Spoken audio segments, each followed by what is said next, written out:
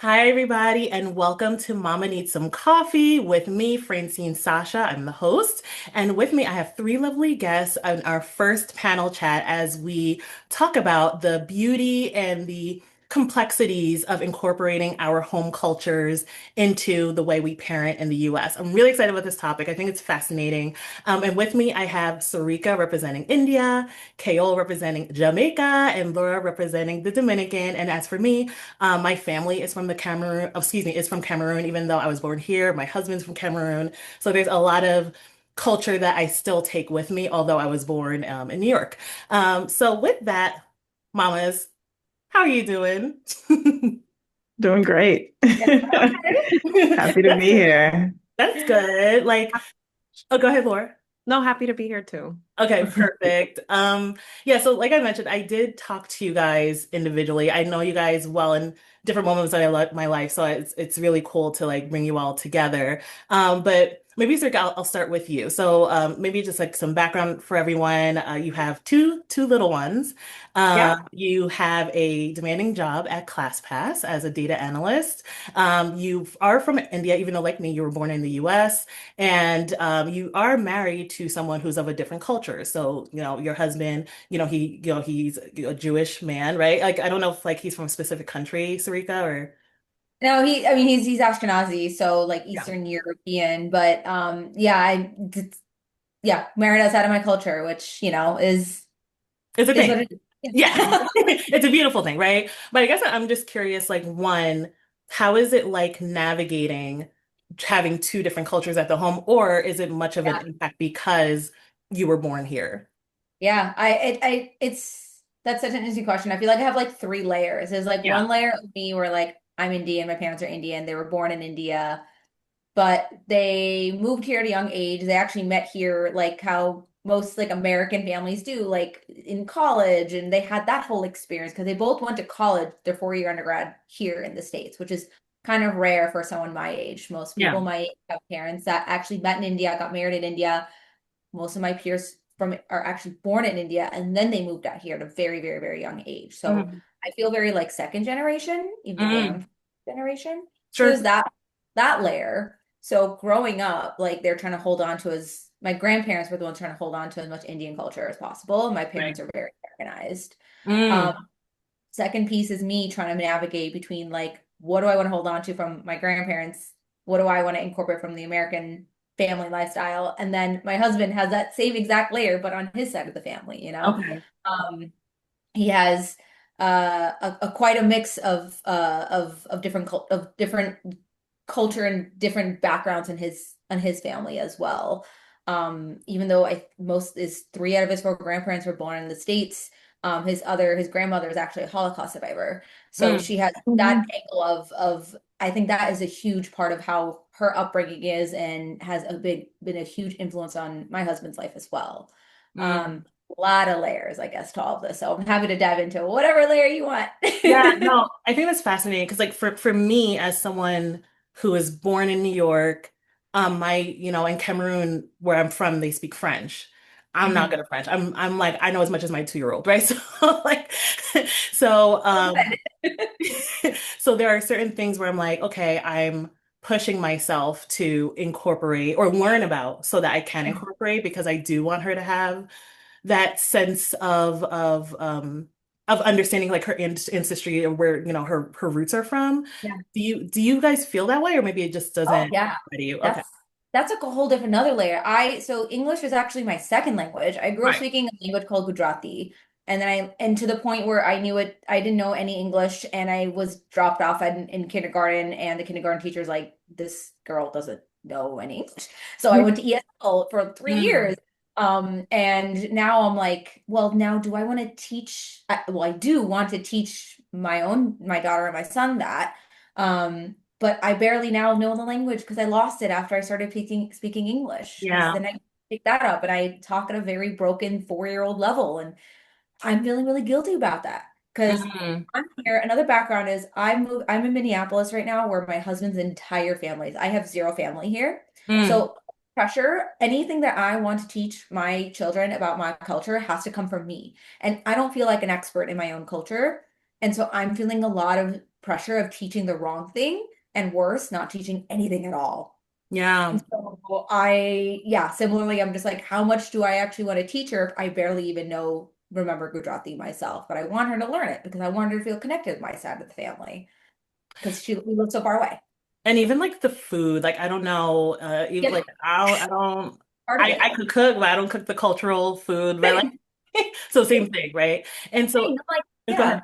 Uh-huh. I was gonna say, like, I have to now learn how to make this stuff from scratch. Like Yeah. going to Indian restaurants is not the same. Like what we eat at Indian, and I'm sure every other culture and ethnicity feels this way too. But when you say Indian food, you think of like naan and you think of butter chicken. That's not what we eat. My family's all Mm. vegetarian. Like we eat Gujarati style food, which is very different. And it's such a small, tiny like sect of the entirety of India that there's no Gujarati restaurant here. It's so specific. So now it's on me to have to learn how to cook it, or make enough trips to California where my family currently lives and have my kids exposed to the food there. But what does that happen? Maybe twice a year max? Like, Yeah. not too sure. Yeah.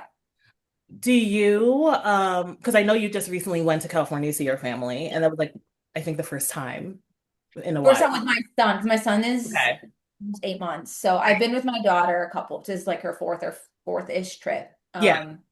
My son's first trip out there. And like how is like was that helpful or I'm curious like was that helpful in starting to incorporate those traditions that are top of mind for you? Like just like kind of like even though your parents are like more Americanized, but like was that helpful at all? Yeah, it's a good reminder because like sometimes I forget and then I go back, I'm like, oh yeah, I guess I could start doing these like little small things. And then 6 months go by and I'm like, I forget them. And then I go back because my goal is to try to go back every 6 months to a year. Yeah. If anything, it's just like a reminder of really easy things that I can incorporate. I don't think I have an original experience. I'm sure like Kayoll and Laura also like have very similar feelings of like just going back to family. It reminds you of what will actually out of the 100 things you did, there are probably only 3 to 5 things that actually were so important to you, and Yeah. those are the things that you probably want to carry forward. Yeah. Yeah, I totally agree with that. And I Yeah. think that as I'm listening to you, I'm just like, man, we're all living the same life. We're all trying to navigate these challenges of how do we incorporate parts of our culture with our children? What do we teach? What do we don't teach? Are we qualified to teach? And so for me, I'm Jamaican. I was there when I was young, but I most of my um, like maturing age is here in Brooklyn, New York. Most of my family are here. Mhm. And so, as even when I speak, people don't think I'm Jamaican because they don't hear the accent. They're expecting this thick patois. And I'm just like, well, you have to know my mother to know why I speak the way I speak, Right. Mhm. or be around me for certain times when certain words or things are said in a way that you can tell like, oh, okay, she really is Jamaican. um and I've always heard that growing up too. They were like, no, you're not Jamaican or nothing like that. And but I'm just like, listen, we all sound different, we're all from the island, but not all of us are portrayed the same way or speak or sound the same way. And similar to you as well. So my husband is from Ghana. And so navigating, okay, how are we going to teach them the language? My husband, he speaks like 5 languages. And Mhm. I'm just like, I we have it has to be more intentional because although he speaks the languages, to them he speaks English. And so I have to be intentional with telling him, okay, no, you actually have to engage them. You have to teach them certain things. And so he's getting better at that now. But it's interesting because even him, he came here when he was a bit more older than me. So he speaks many of the languages and he knows it, but for him, it's just not in his nature to speak it to them. He usually it easily comes out when he's speaking to like his family members Mhm. and knowing that they know it, but then having to kind of slow down and teach it to the children is a bit challenging for him too. So I think it takes definitely more intentionality to do it since I don't speak the language and he's the primary person that is responsible for that. And our boys are 6 and 8 now, so that's the age that we need to start. Yeah, Yeah. and Gail, like sorry, go ahead, Oh, Laura. Go ahead. Oh, I was gonna add just because so my second language is Spanish, and for us, to your point, it does require a lot of intentionality with our kids. So like my daughter is 3.5, my son is 1.5, but my daughter is completely fluent in Spanish and English, both. Yeah. Because the intentionality of speaking to her in Spanish in the house, it's like literally, if she says something in English, I'll be like, no te entiendo. I don't understand you, you know? And I'm lucky in a sense that I do have a lot of family around. So my Mhm. mom, my sisters, my husband's sisters, and everybody speaks Spanish. So to family, I purposely tell them only speak to them in Spanish. I want them to know that the only place they speak English is at daycare. Mhm. So that has been something that has really helped us in that way to instill the language within the household. But it takes a lot of work because my primary language is English with my husband. My husband speaks Spanish too, but we speak English to each other. So even when we speak to each other in the house, we're like, wait, let's switch to Spanish because we want them to continue to listen to that. But it does require a lot of work to do that.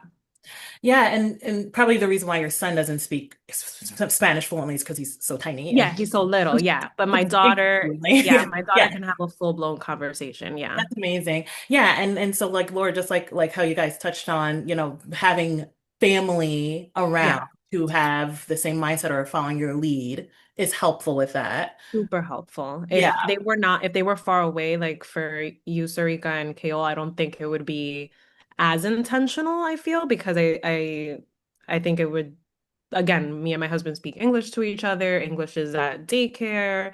I think having our family around does make it a lot easier to continue to incorporate language, culture, food, all of that stuff for us. That's so Yeah. beautiful. Go ahead, Sarika. One other one interesting small thing that I was thinking about as well with like a little bit of language. And this is just it's my fault. I know this, but like my name is Sarika. That's because I've introduced myself in a very American way. It's pronouncing it is actually Sarika, but I've been so Mm.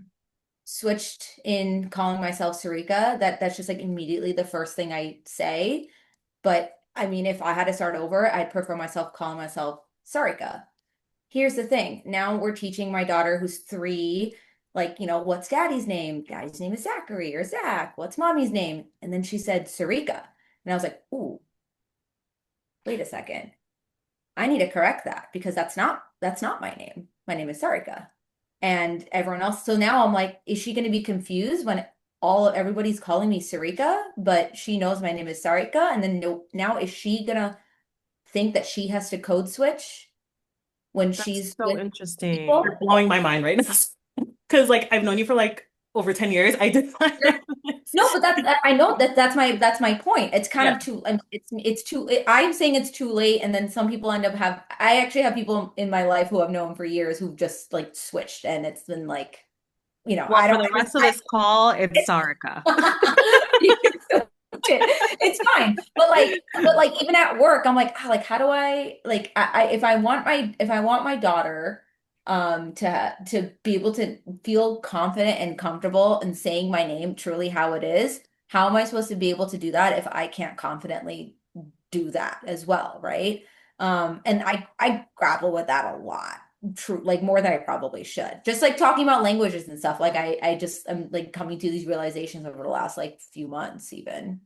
So I think that's so deep. I'm actually like touched by what you said. Sarika, I'm gonna practice. But I think that's deep because like so I know like I have a family friend, he's Korean, right? And like so all his life he went by like his American name, but he actually had a Korean name that he intentionally didn't use. And one day he's just like, this is my name.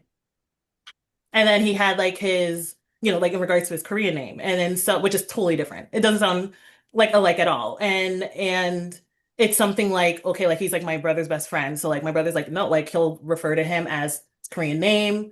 And it's like a thing. Like he had like support in making sure that people adjusted. Like we don't always have to explain why we're making a switch. It's just it is what it is. Like I hope that maybe after this you don't feel the pressure to like explain yourself or dip your toe. Like I think I do think, and I mean, ladies, Laura, Kayoll, let me know if you agree. I think we are in an age where people understand, like maybe in the 90s or whatever, we had to do certain things, and now like we're more accepting of, what it truly is from a cultural sense or whatever it is. So, but like, ladies, do you agree? Yeah, Yeah. I agree. Yeah, I don't think you have to explain yourself at all. And like it's a beautiful thing, right? To like embrace that now. And I think that's the part of like passing that down to our kids, like whatever it may be, like obviously we can't tackle it all, like Yeah. whether it's through names, like her knowing like that cultural aspect or the food, like it doesn't have to be all of it because at the end of the day we are like limited, right? In certain aspects, but that for sure, I agree with that. Yeah. Yeah, and I think it's more so too about respect as well.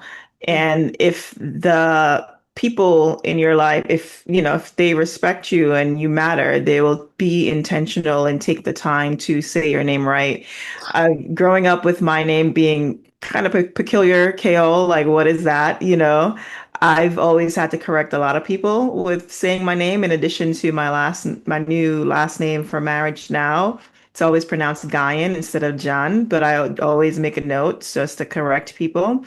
And then I think also it's about being, not being like lazy. Sometimes when other cultures people say their name, I feel like in America it's like, oh, that's too many syllables, that's too many Yeah. letters, or it sounds weird. And so people are just lazy to not try. And I hate that. I feel like no, it's just an extra syllable. You cannot, it's just two syllables, three syllables. Like it's just a matter of respect, and not being lazy. If someone says their name is XYZ, try.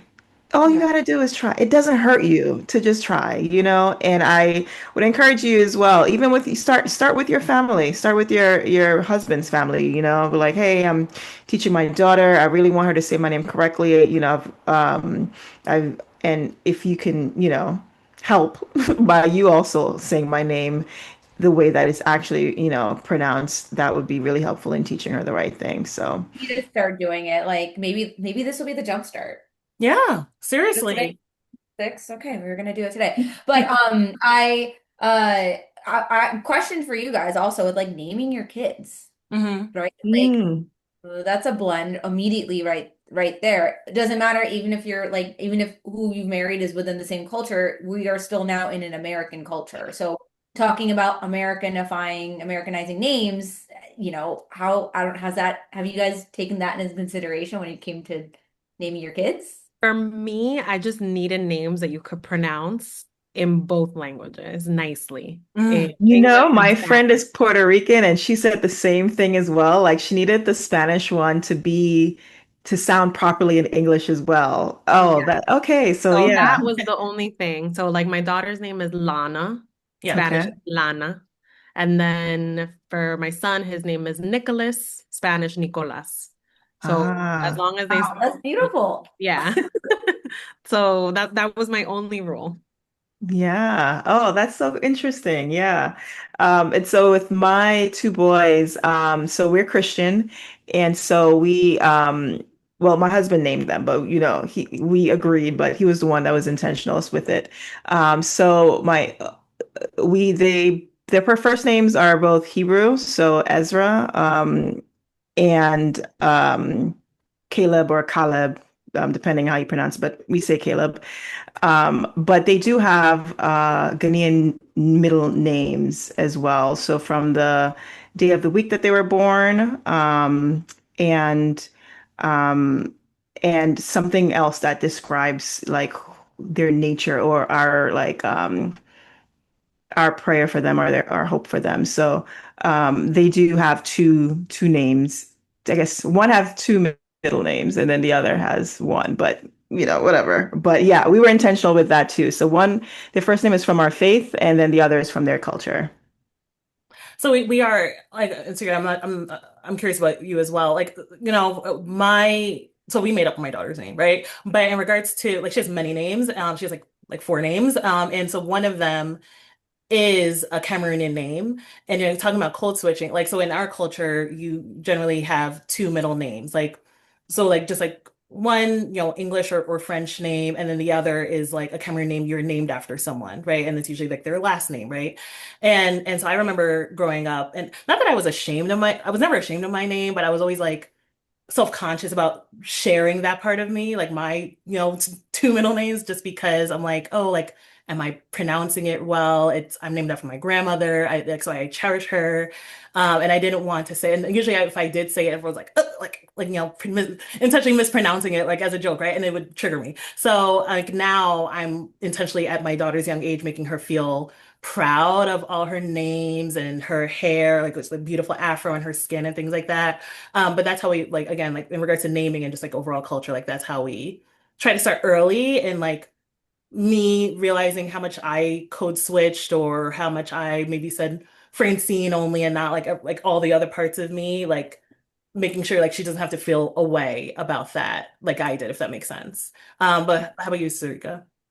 Yeah, I feel the same way. I feel like I don't want the code switching to happen. I want my daughter to be proud of her name. My daughter's name is Sonia and Mhm. my son's name is Avi.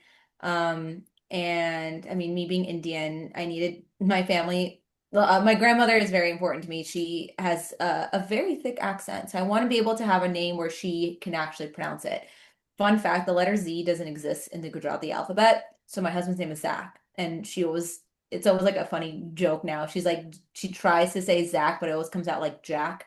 But my thought is, I mean, she's 91 years old now, and it's I still will say like we cannot have a name that starts with a Z or has a Z in it because then she won't be able to pronounce her own great grandkids' names. And Mhm. that was like, and I was like a hard stop. I was like, we can't have Z in the name. And that was because I don't want to have my grandmother feel uncomfortable saying the name. And my Yeah. husband, well, he was 100% on board. He was like, yeah, okay, non-negotiable, that's fine. So we picked names that were both like Indian names, have meaning, and then similar to you, Fran, like we also have names, we pick names to honor people in the family. We don't do that in my side of the family, but Zach does that. So Right. I was on board with that. I was like, that's wonderful. I love that. So that was easy to incorporate as well. And we found like a really good middle ground, but it took a lot of iterations because we just had a lot of points of like, it needs to be pronounceable. We need to be able to have people spell it. I don't want people code switching. There shouldn't be two pronunciations.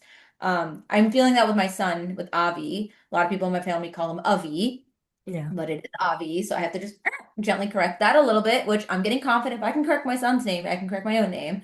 But and then living in Minnesota, this is a small thing, but there is a Minnesotan accent. So when people say Sonia, they say Sonia a lot of the times. And I'm like, oh, but that's fine. That's maybe an accent thing.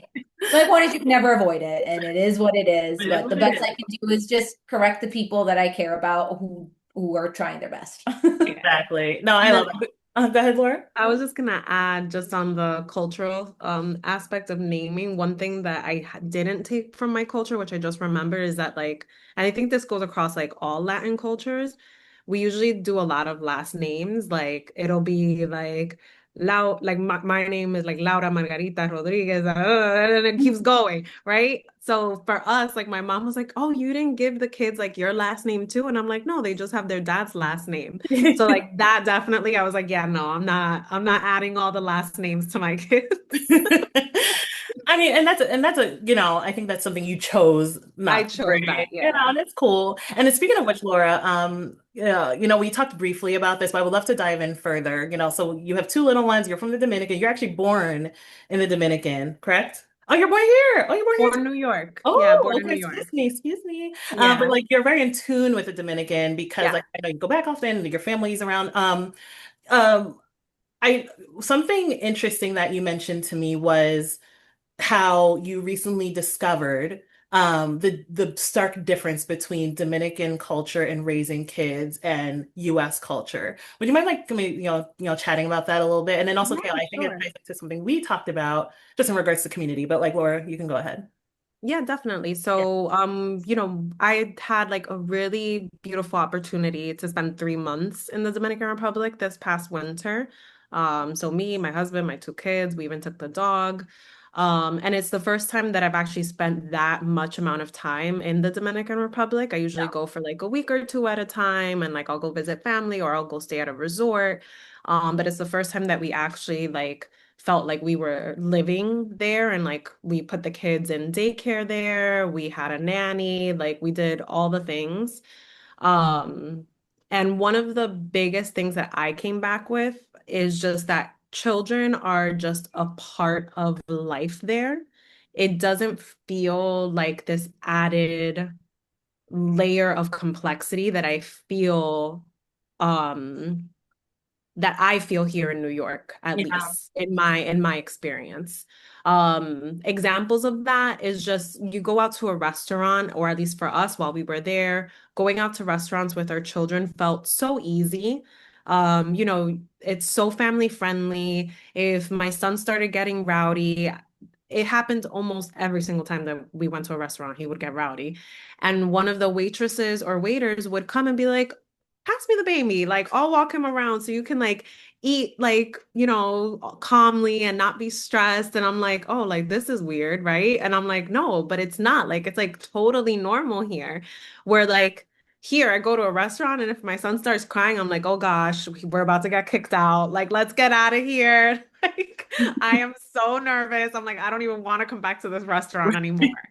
So like that's just like one small example, but it just truly felt to me that there isn't this like schedule or kind of like we create this anxiety maybe like here in the States around like having our children, the nap time, like it has to, fall at this time. And if like over there, like the kids just live like, and it's like within the day of your routine, like they'll nap while they're at the beach, they'll nap while you're shopping.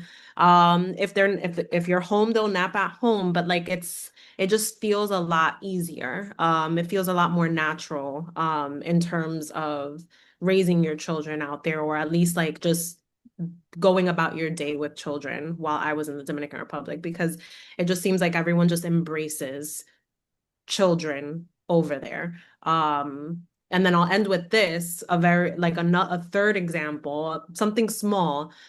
But like, like the airport here, for example, we got to JFK with these two small kids, my dog, all these, luggages. Nobody helps you. There's no Oh, line for women and children. you're There, right, right. there is no special service for families with a baby crying because he needs his milk before they get on the plane. You know what I mean? As soon as we landed in the Dominican Republic, oh, you guys have two small children? Please skip the line. Like, you guys need to go to the front. And like that to me right away was like, oh, like this is different culturally. And Yeah. oh, go ahead, Sarika. Sarika, go ahead. All good. I agree with that. I was reading this is maybe like 2 years back. I don't remember where I read this, but I was reading that like back in like caveman days, like how did Mhm. people have kids? It's because on average, kids, babies, were passed around to at least 14 other adults during their babyhood, because humans are not meant to be raised in isolation. It Yeah. doesn't matter who this kid is. Like if they see a kid, you're treating that kid as if they're your kid. Um, and especially, I mean, this is like rooting very much to like American society. Women, especially, are kind of more or less expected to like be at home and raise their kid by themselves, Yeah. especially now we're in a place like people like me where they move away from their family. And my husband's family is amazing, and I don't feel like I'm raising my kid by myself. Trust me. But there are a lot of people who don't have that opportunity and are raising their kids by themselves. And then what are they doing? There's PPA, PPD is insanely rampant, justifiably, because these moms are spiraling at 3 a.m. being like, how am I going to do this? How am I going to do this? How do other people do this? There's no way I can do this by myself. And it's because we're never meant to raise our kids by ourselves. So, Yeah. Laura, your examples were really, really valid of like, yeah, the waitress like picking your baby up and walking around, like that's normal. I think it's because it's a very much America and other countries. Like, that's I know Mhm. that's not the entire point here, but I think there's a lot to say about how we're supposed to raise our children in a village. And Mm-hmm. culturally outside of the United States, that is how it's done. That's when I was growing. I was also, I think, are we all born in New York? Maybe. Were we all I born in? grew up there. Yeah. Not Yeah, born, all but in New grew up. York. Oh, okay. Yeah, I All grew in Okay. up New in New York. York. Yeah, But I yeah. lived in Queens for like just about the first like 10 years of my life, and I I'm was living from with my Queens. really. I lived Yes. over in Flushing. And my mom lives in Flushing, but I'm from Corona. Oh my Yeah. God, so funny. That's so funny. We must have walked that But walked I by live each in other. Brooklyn now. I I'm love from Brooklyn. I grew up in Oh, Brooklyn. okay.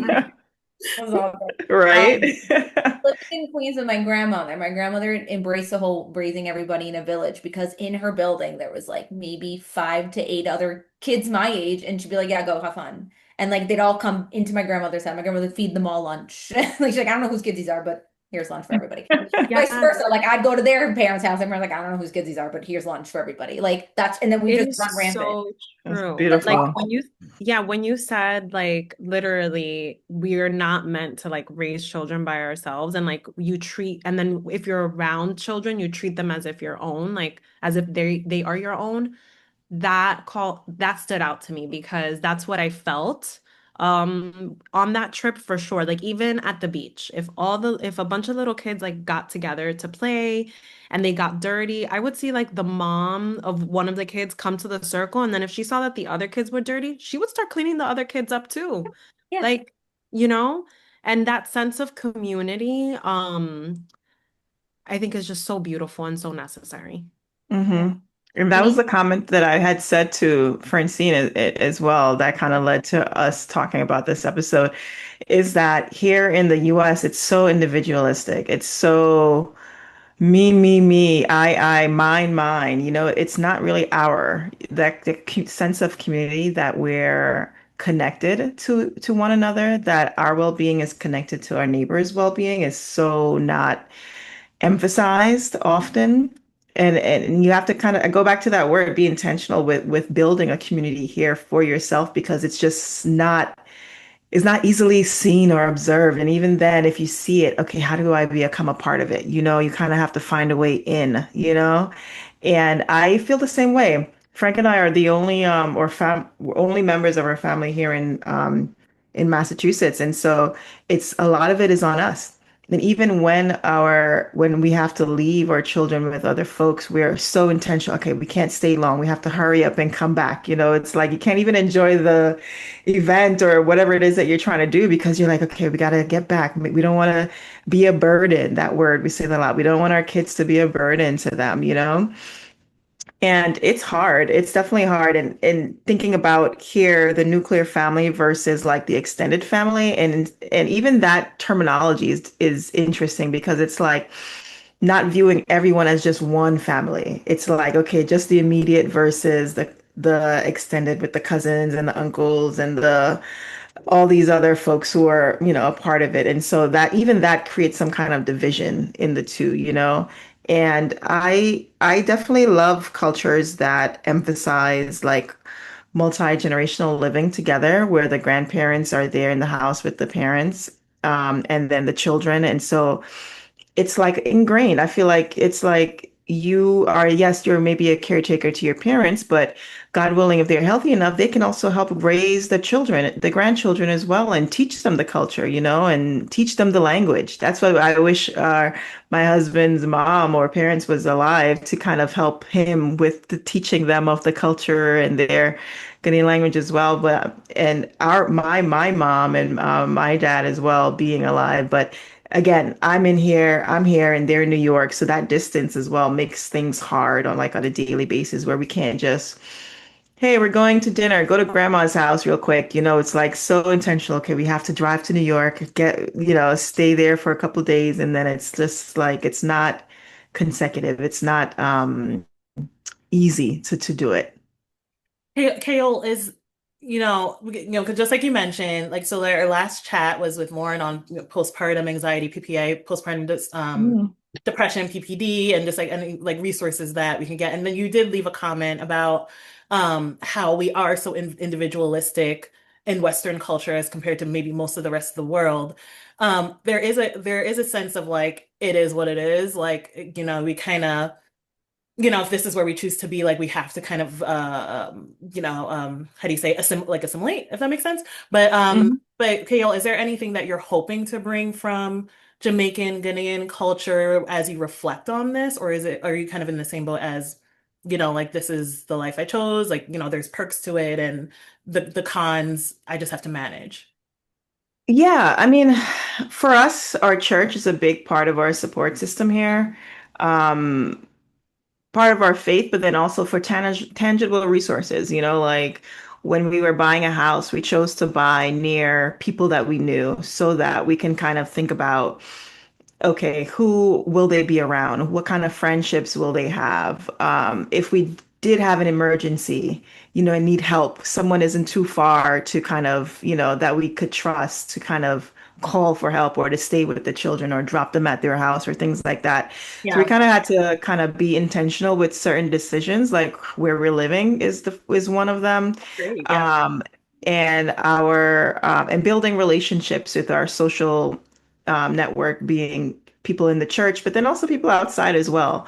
And so having different people for different things, I guess. And so um, being able to kind of maneuver that way so it doesn't feel as if we're just all alone. So having to kind of build our own community where we are. Yeah. And then in terms of our like cultural things that we want to pass down to them, definitely like a love for family and for being together and also forgiving each other. Yeah.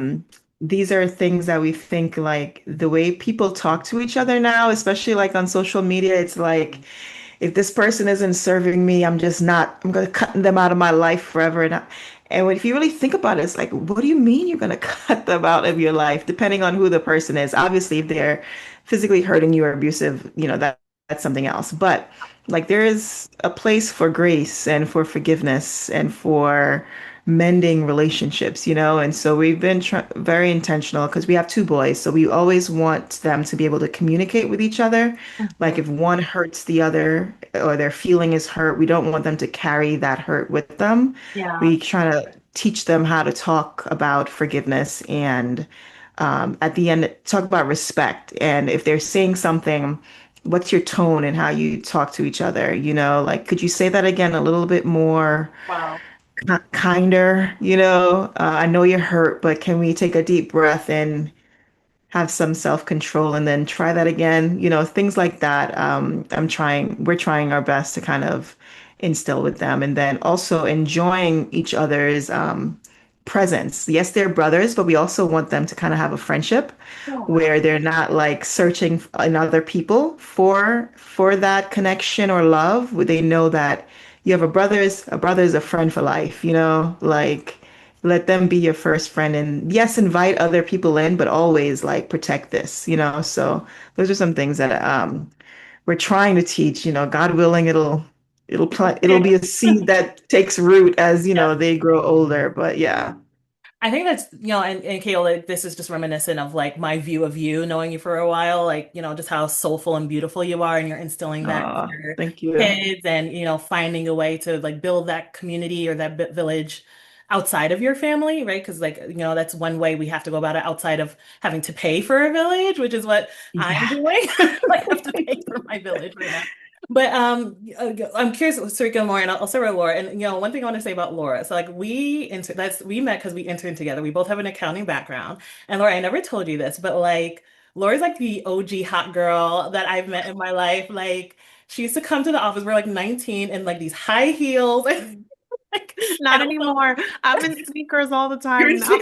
no, you're still the OG hot girl, Laura, and also she had a 4.0 GPA, and so like I think each of you take yourself seriously, but you also just bring something special to the world. But Laura, the reason why I mentioned this is like when we briefly talked about your trip to the Dominican, you talked about maybe wanting to instill the concept of self-care in your family here, the way that it's so naturally done in the Dominican. Like you mentioned that, like you can have a lot of people helping out, like the daycare, the nanny, a cook, and you're still spending time with your kids because it's like intentional time versus having to multitask. But maybe you could expound on that. Oh my gosh, yeah. So I would say, and I am trying to bring that, and I have been trying to bring that back while we've been back from the trip, even though I don't have that amount of help like I did in the Dominican Republic. But it's just, I want my kids to see a happy mom. You know, I want them hopefully one day to say, you know what, mom, I saw a happy mom while I was growing up. Like I know it was tough, but you seemed happy, you seemed content. Um, and that would feel amazing to me if, like, at 60 or 70, they're like saying that to me. So, with that said, what I saw in my 3 months is just that having that additional help, having a full-time nanny, having someone that was there to cook for us, clean, gave me space to really enjoy my children Right. with more intention. Because what happens is, and it is what it is here, you know, like in the morning, I'm cooking breakfast. It's fast. I sit my kids to eat. I'll have my husband sit with them because I don't like my kids to sit alone to eat. Mhm. So while he sits with them, I'm cleaning up, you know, and I don't get those moments to just sit down calmly with my children to like eat, you know, and I was doing it every single day in the Dominican Republic. Wow. So if it happens twice a week now, it was happening every single day. And just those conversations. And you would think, like, with a 3-year-old, oh, what are you talking about? There's a lot to talk about with a 3-year-old. Like, there's so much going on in that little head. Yeah. And even with my son who doesn't speak, just showing him how to eat. Like him watching us, and he's like, he wants his sister's fork because he's like, oh, wait a second, that's how you do that. And he's seeing us cut, you know, I know it sounds so simple, and you're like, Laura, why are you thinking like, but it was just so beautiful to actually sit in that every single day with intention. Yeah. So eating together just felt so good because my mind wasn't thinking, oh gosh, the dishes that we have to do. Oh gosh, like bath time. And then when they go to sleep, like I gotta clean up the whole living room. And you know, like there's none of that like additional layer of brain space that you're taking because it's all being taken care of behind the scenes by someone else, which again was a beautiful thing. And I'm so blessed that I got to experience that. I don't have that here, Mm. but I will say, I think I am going to start maybe doing every other Saturday, getting some help. Just to give us some like free space, even on the weekends, because I just think that the I felt happier having that space for myself, for my children. And also to add to that, because I actually just gave an example of just like obviously the space and intention I gave to my children, it Right. gave me space and intention for my marriage because we were able to do date nights more often. We were able to just go out for walks after the kids went to sleep, you know, because we have a live-in nanny, and now we can just go out for a walk because the kids are sleeping and we know that they're safe with someone at home. And then also for myself, working out, going for long walks when I wanted to, because again, we had those extra hands. I don't have that here. Why? And I have a lot of family here. So you would ask, like, oh, like why? People work. Like all my sisters work, you Yeah. know, my husband's sisters worked. And to be honest with you, you said the word burden, Kayoll. I don't want to be a burden. And as much as they say, like, no, like, you know, reach out to us, they're tired too. So it Yeah. feels like a lot to like reach out to my family, let's say on the weekends to come help us, which I do every now and then. And they are always like game for that. But yeah, everybody works. Yeah. Everybody's busy.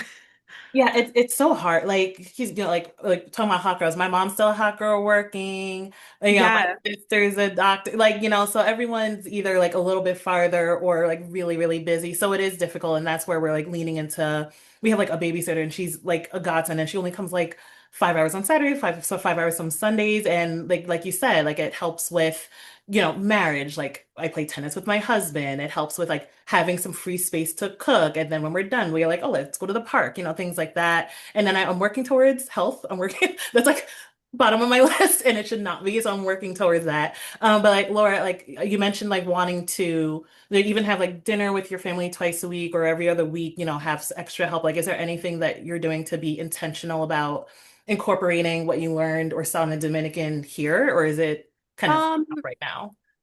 It's a little tough, but I will say that I have let go of this sense of like feeling like I'm a burden. Like I feel like if I would have reached out to my sisters maybe once a quarter before coming back from the Dominican Republic, I definitely reach out like once a month now. Yeah. So I will say, and they're like so happy about it. And my daughter is ecstatic when her tias pick her up. Yeah. So it's been beautiful because I'm like, I don't know why there is this, I had this sense of I need to do all of this by myself. Yeah. And that trip opened up my eyes to see that I don't have to do it by myself. I Wow. don't need to be superwoman, you know? So I think that that's what I came back with in terms of like the culture over there. Like women don't feel that they have to do it by themselves. Yeah, and sorry, I want to hear your thoughts, but I just want to say, like, mamas, whoever's listening, like, you don't have to be from these four countries to think the same way. Like, I have friends and coworkers from all these different countries that get help in different types of ways because, again, like, we do have this individualistic mindset, and okay, fine if that's the culture here, but at the same time, we're noticing more and more it's unhealthy, and so this is us encouraging you all to get some help. Just like build your village, however, whatever it would take, so that you can be happier and pour into your kids and pour into yourselves more. But Sarika, curious about your thoughts. Like, is there anything that you're taking from your family in California or thinking back to like your roots in India or I don't know, like what are you instilling in your home Yeah, lifestyle I today? think something that Laura had said reminded me of something I had a conversation literally with Zach maybe like 2 days ago. But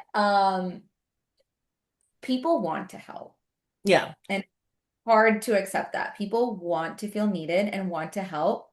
And you should be accepting of the help from your village.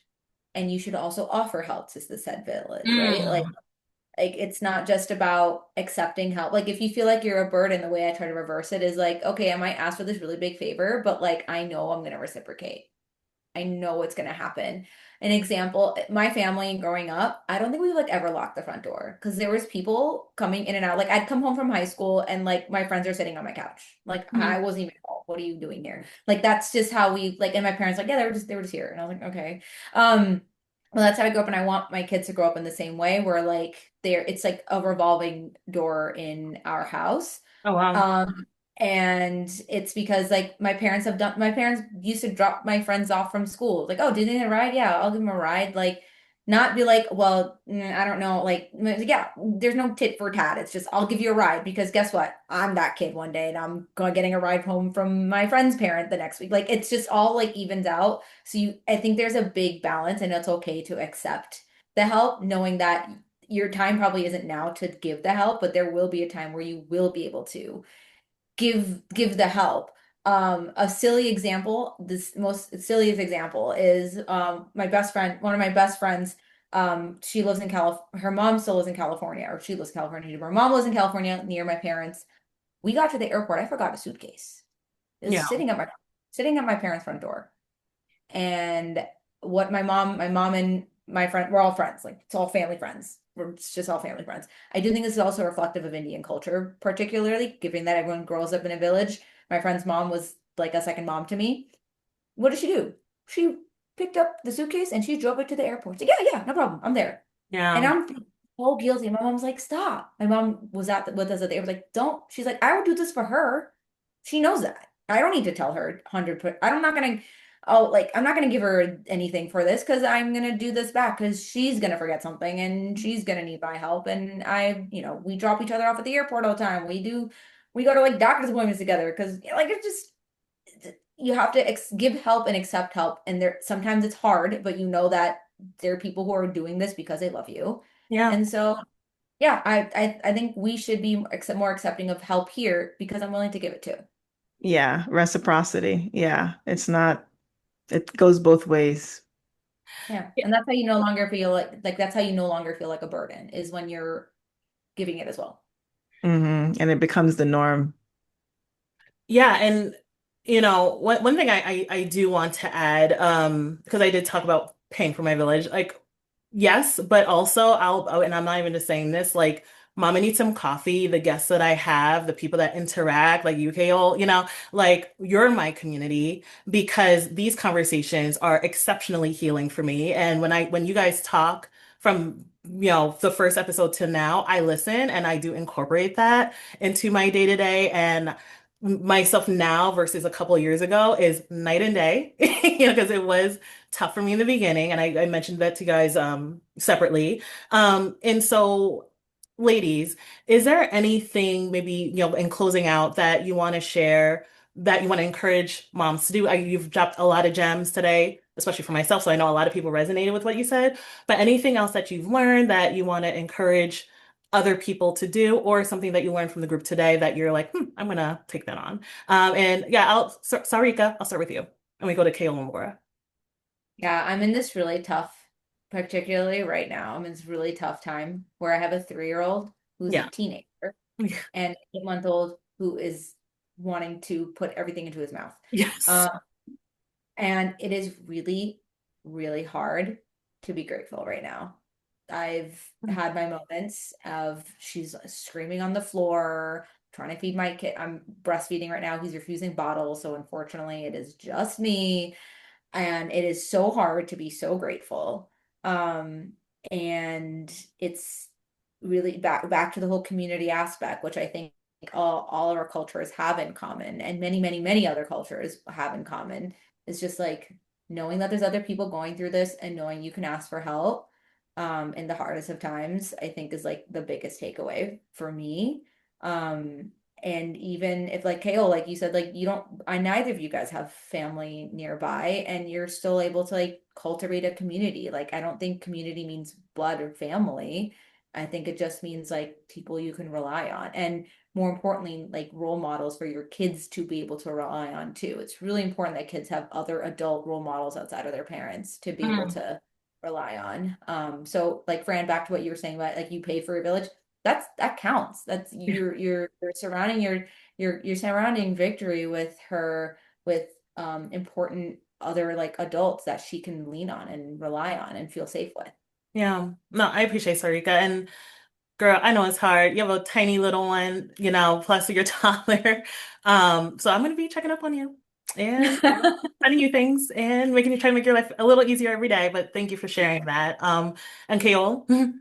Yeah, Sarika, that's so I definitely resonate with a lot with what you said. And with my boys being 8 and 6 now, when the old pictures on Apple just show up on your phone and when they're like babies, and I just stare and I look at them, I'm just like, oh my gosh, like Yeah. my oldest is like up to my shoulder and he's just 8. I'm just like, the time just flies by. Yeah. And I am trying my best. I am not successful most of the time, but I want to laugh more with them, like I want to be silly. Sometimes I'm so serious because in my mind, it's so much, it's like a checklist of things I have to do for work, for the house, for the family, but I would encourage others as I encourage myself is to spend more time laughing with them, having more conversations with them, and not shushing them when they're trying to ask me the millionth and one question at a time. Like you said, Laura, like what can a 3-year-old says? Like it never stops. Their brain is always turning, and it's like, Mommy, can I ask you a question? And I'm just like, you just asked me a question. Like we just finished talk. And so spending more time talking to them, seeing what's on their minds, laughing with them. That's one of the things that I want to make sure they like being around me and they have fun being around me without us necessarily going places because we do a good job of like taking them out. Like Frank will take them out for a car ride and stuff, but he has a really good way of like playing with them. And I feel like I'm too serious at times. And so I want to kind of be a little bit more like chill, chill out, like enjoy them, enjoy their personalities, what makes them laugh, talk to them when they're sad or, when they look like they're thinking about something, but they're not quite understanding it. Don't dismiss them so quickly, and just get to know them as they're growing in the different stages because it goes by so fast. And so as your children are 3, I'm like, man, and I see these pictures, I'm just like, wow, they're not 3 anymore. They're so big. So yeah, I'll say that. So introspective, Kayoll. And you got this. They're so lucky to have you.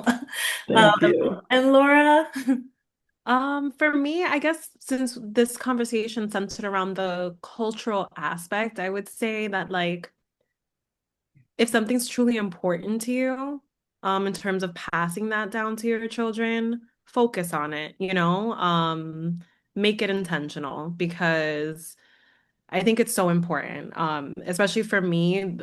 Again, my family's from the Dominican Republic, and my mom made it so intentional for us at home. And I guess I'm following in her footsteps in that way, and I feel so proud of that. That my daughter knows our food, she knows the language, she knows the music, and I think it's beautiful. So I would say that if any other mama is thinking, like, how do I do this? Just, pick one thing and make it intentional because it'll make you feel really proud. thank you so much, Laura. Beautiful ladies. You guys are fantastic. Our first panel chat. Thank you so much for your time. And mamas, if any of this resonated with you, if you enjoyed the chat, please continue chatting with us. You can subscribe to the YouTube channel. You can find us on Instagram, mamaneedsomecoffee.chat. And would love to know your thoughts, like the conversation, like let's keep it going. So say your thoughts in the comments. That's how we got Kayoll on this episode because she said her thoughts in the comments in the last episode. So share your thoughts. We want to continue this important conversation. And we'll see you next time on the next chat episode. So, always take care of yourselves. Thank you, Bye, ladies. Francine. Bye, guys. Bye.